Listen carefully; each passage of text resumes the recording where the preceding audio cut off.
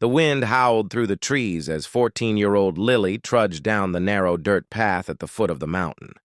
Her thin sweater did little to shield her from the biting cold, but she was used to discomfort. Life had never been kind to her. Lily lived in a tiny wooden shack with her grandmother. Since her parents died in a car accident, she'd learned to survive on nearly nothing. Each day, she collected firewood and sold it in the nearby town, earning just enough for a loaf of bread and a few scraps of food.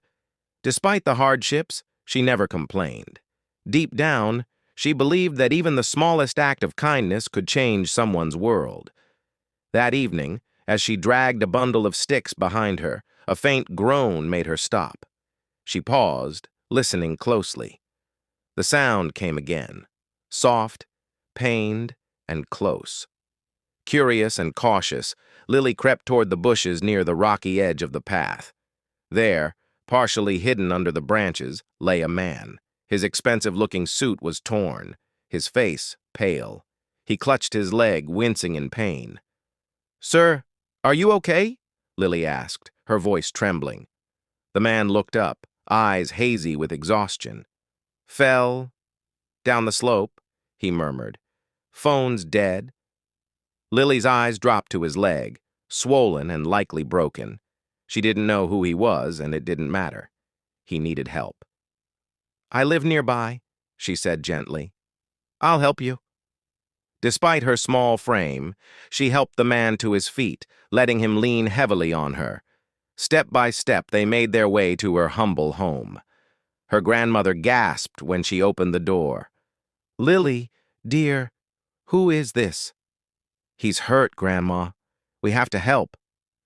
Though they had little, they didn't hesitate. They wrapped the stranger in their only warm blanket, gave him hot soup, and let him rest on their worn mattress. Lily stayed by his side through the night, tending to his needs and offering quiet comfort. By morning, color had returned to the man's face. He was still weak, but when he looked at Lily, his eyes were filled with gratitude and something deeper. "Thank you," he said softly. "You saved my life." Lily smiled. "It's nothing. Anyone would have helped." He shook his head, chuckling. "Not anyone. The world isn't always this kind." Just a few hours later, the roar of an engine broke the quiet.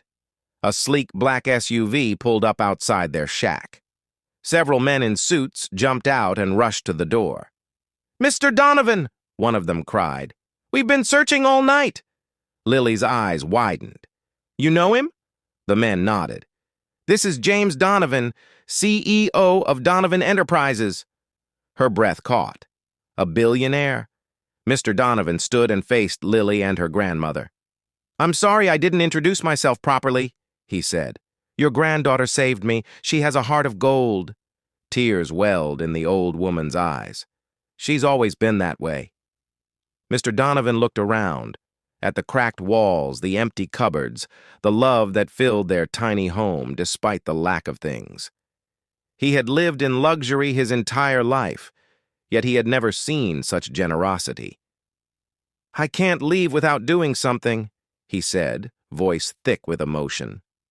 He reached for his checkbook, but Lily's grandmother gently raised a hand. "We didn't help you for money." "I know," he replied, "but I want to help you." He handed Lily an envelope.